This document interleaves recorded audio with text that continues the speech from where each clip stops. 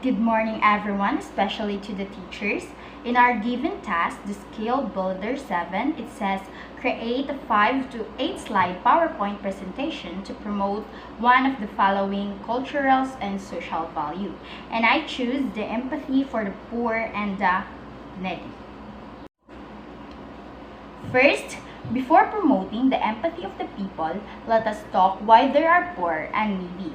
What are the causes and effects of it? Here are the causes of being poor and needy. First,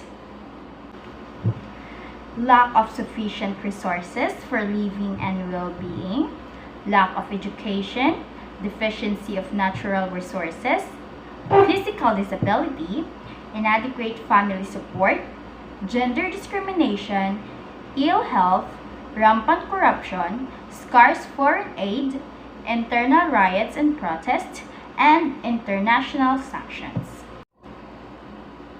Poor children are more likely to be poor as adults, more likely to drop out of high school, more likely to become a teenage parent, and more likely to have employment problems. Although only 1% of children who are never poor end up being poor as young adults, 32% of poor children become poor as young adults. And those are the causes of poorness and needy. And now let's proceed. What are the effects of being poor? First, family problems.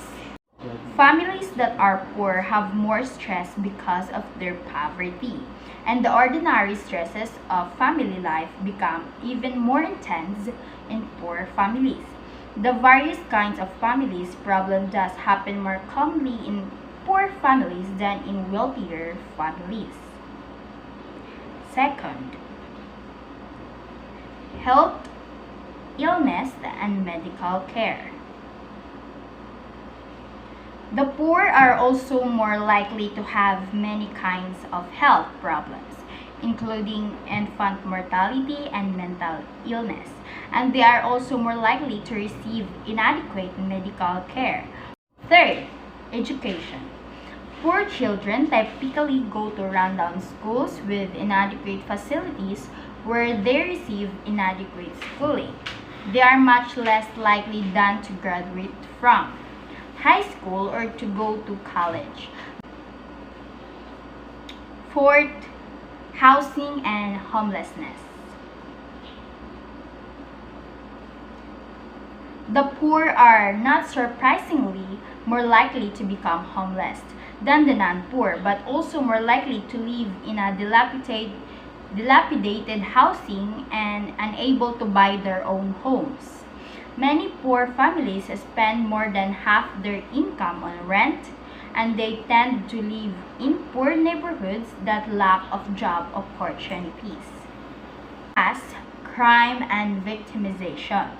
Children are more likely to grow up under the influence of older peers who are already in gangs or otherwise committing crime, and people of any age are more likely to become crime victims. And now, let's talk the empathy for poor and needy. Empathy towards the poor also includes raising our hands in prayer and asking God Almighty to shower His mercy and aid upon the needy and to remove their poverty, bless their wealth, and grant them ease in all their difficulties.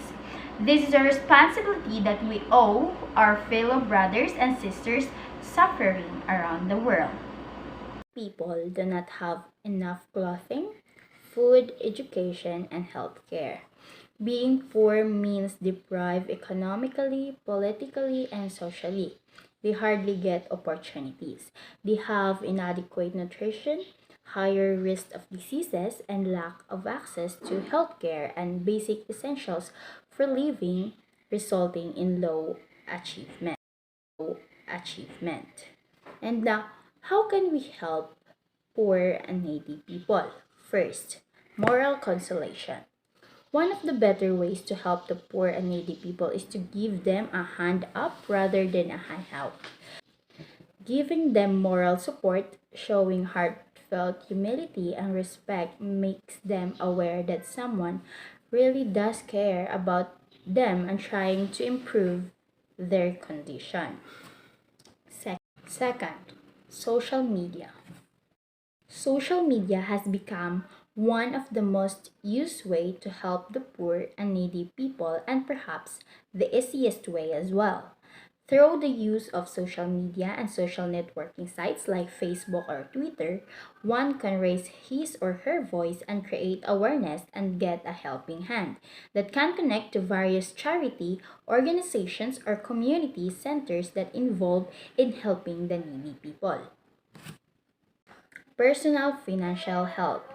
Individuals can help the poor and needy people monetarily also. Providing financial assistance to the poor can help them solve the basic problems of living. Fourth, fundraising.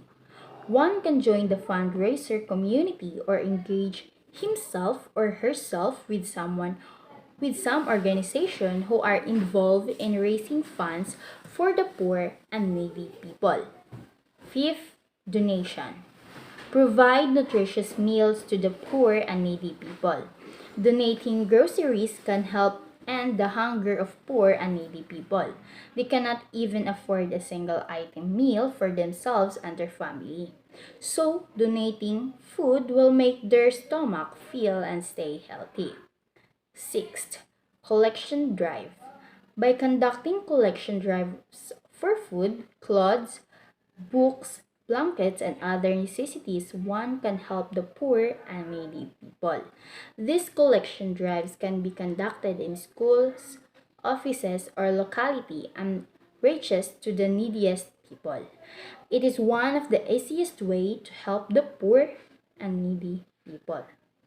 7. Better understanding.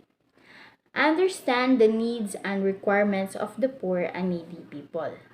Help them overcome the adversities of life.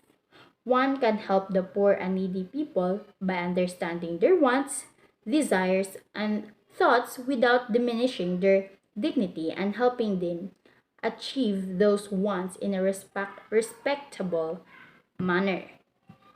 Next, education. Imparting knowledge can help the poor and needy to stand on their feet.